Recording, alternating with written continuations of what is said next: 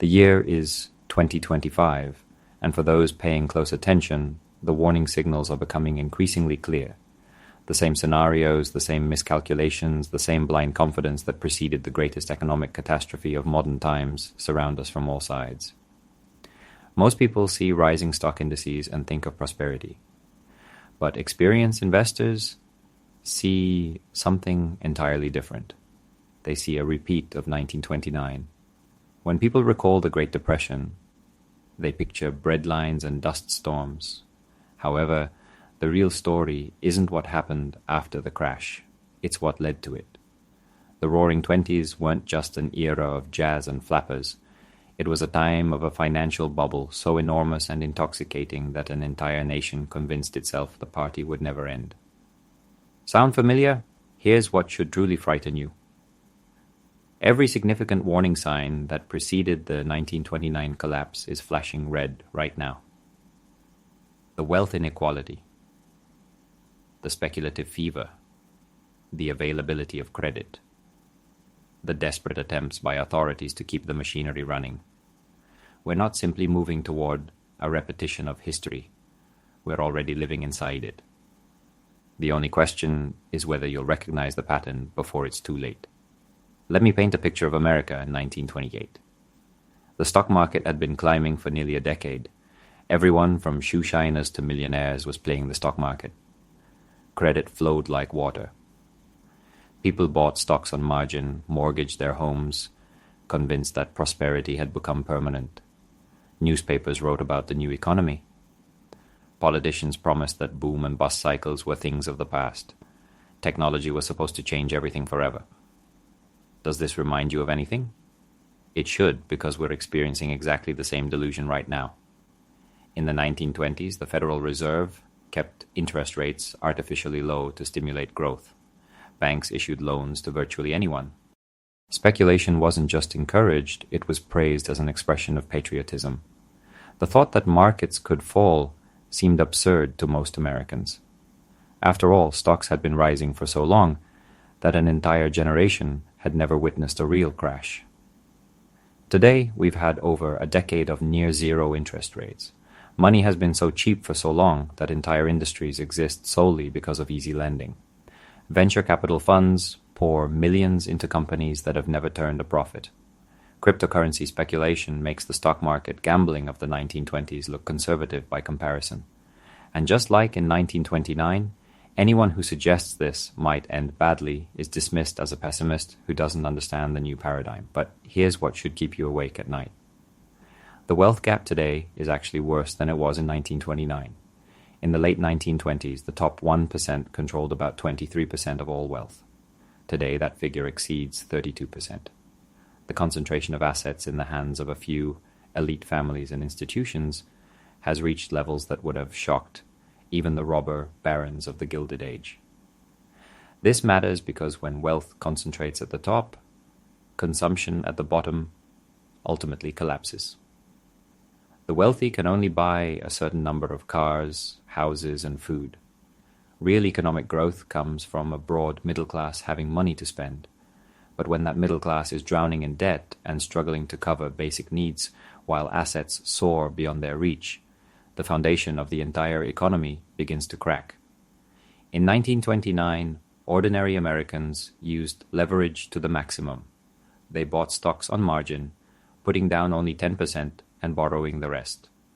When prices began to fall, margin calls forced them to sell at the worst possible moment, amplifying the collapse. Today we have a different kind of leverage, but it's everywhere. Corporate debt has exploded. Government debt has exploded. Consumer debt has exploded.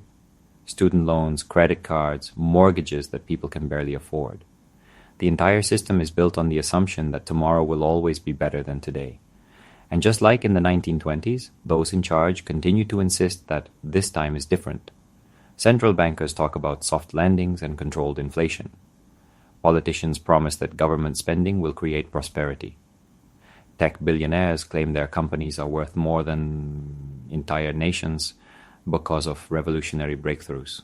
The same arrogance, the same delusion, the same refusal to acknowledge that everything that goes up must eventually come down. But there's something even more dangerous about our current situation. In 1929, most Americans still lived on farms or in small towns. They had skills. They could grow food, fix things, survive without complex systems. Today we're completely dependent on supply chains, digital payments, and institutions that exist only because of trust and credit. When that trust collapses, the breakdown won't just be financial, it will be civilizational. Smart money already knows this. That's why billionaires are buying up farmland and building bunkers. That's why central banks are quietly accumulating gold while convincing everyone else it's a barbaric relic. That's why insider trading by members of Congress has reached record levels. People with access to real information are preparing for what's coming. Meanwhile, the general public is being fed the same lies that soothed Americans in 1928. Everything is fine. The economy is strong. Technology will save us. The government has tools to prevent another depression. Trust the experts. Don't panic. But here's what the experts won't tell you. The tools they used to fight the last crisis have created an even bigger bubble. The money printing, the bailouts, the zero interest rates, they didn't solve the underlying problems. They just postponed them and made them worse. And now we're facing a reckoning that will make 1929 look like a rehearsal. The patterns are undeniable. The timeline is accelerating, and those who should be preparing us for what's coming are either ignorant or complicit.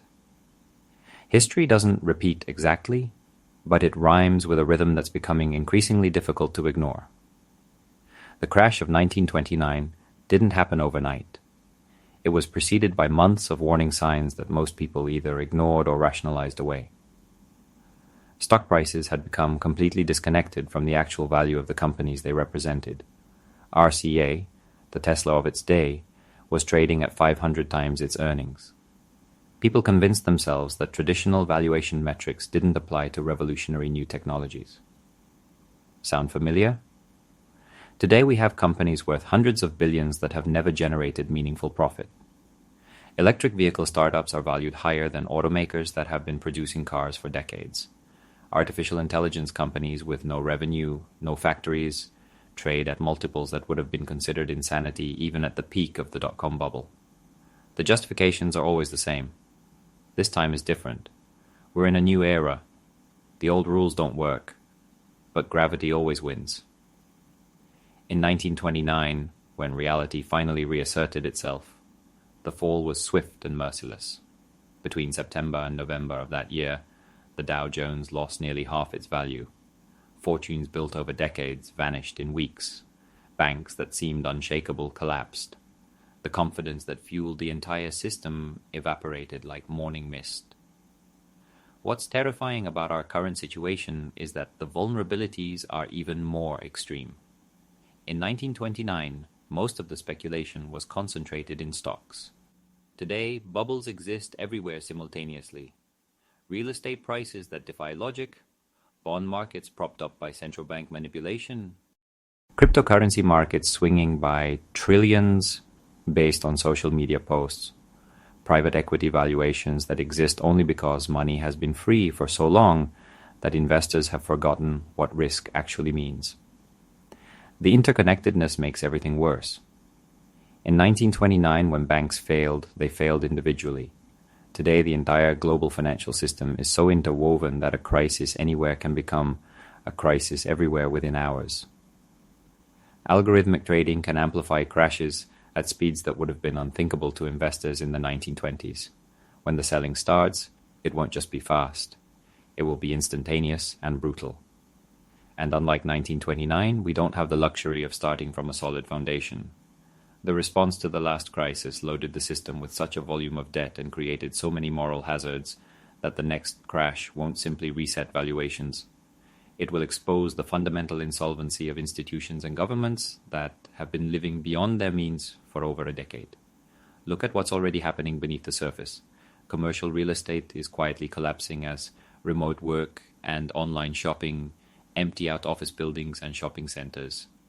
Regional banks are sitting on hundreds of billions in losing assets that they can't acknowledge without triggering bank runs.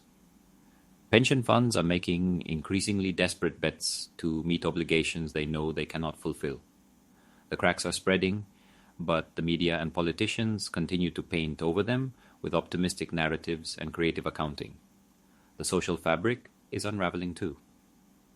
In the 1920s, despite the inequality, most Americans still believed in the system and trusted their institutions. Today, trust in government, media, and financial institutions is at historic lows. When the next crisis hits, it won't just be an economic collapse. It will be a legitimacy crisis capable of tearing apart the social contract itself. Yet the response from those in power remains the same as it was in 1929. Denial, deflection, and doubling down on the policies that created the problem. Central bankers speak in riddles about transitory inflation and soft landings. Politicians promise that more spending and more regulation will somehow create prosperity. Corporate executives buy back their own stock while their companies lose money. The delusion is total and absolute, but history teaches us that reality breaks through even the most elaborate fantasies. In 1929, the reckoning came suddenly and without warning to those who had convinced themselves it could never happen. The same willful blindness exists today, amplified by social media echo chambers and a financial press that profits from maintaining optimism. Smart money isn't just preparing for a correction. They're positioning for a complete reset of the global financial system. They understand that when this bubble finally bursts, it won't just bring down over-leveraged speculators and weak companies. It will bring down currencies, governments, and the entire post-war economic order that has defined our world for the past 80 years. Only the question of timing remains, but even that follows historical patterns. Market peaks are always accompanied by maximum euphoria and minimum concern about risk. Check. Political leaders dismiss warnings as partisan fear-mongering. Check. Academic experts explain why this time really is different. Check. The general public borrows against assets they believe can only go up. Check. Every item on the pre-crash checklist has been marked. The stage is set. The actors are in position. And just like in 1929, most people will be shocked when the curtain finally falls and they see what was really happening behind this elaborate performance. History doesn't repeat, but if you ignore it, it will crush you just the same. The parallels between 2025 and 1929 aren't coincidences. They're warnings written in the language of markets, debt, and human nature. The same arrogance that convinced Americans in 1928 of permanent prosperity is alive and thriving today, dressed up in new technology and modern jargon. The crash is coming. Only these questions remain. When, how severe will it be, and which side of it will you be on? Those who understand history have a chance to prepare. Those who ignore it will learn its lessons the hard way, just as millions did nearly a century ago. The echoes are getting louder. Are you listening?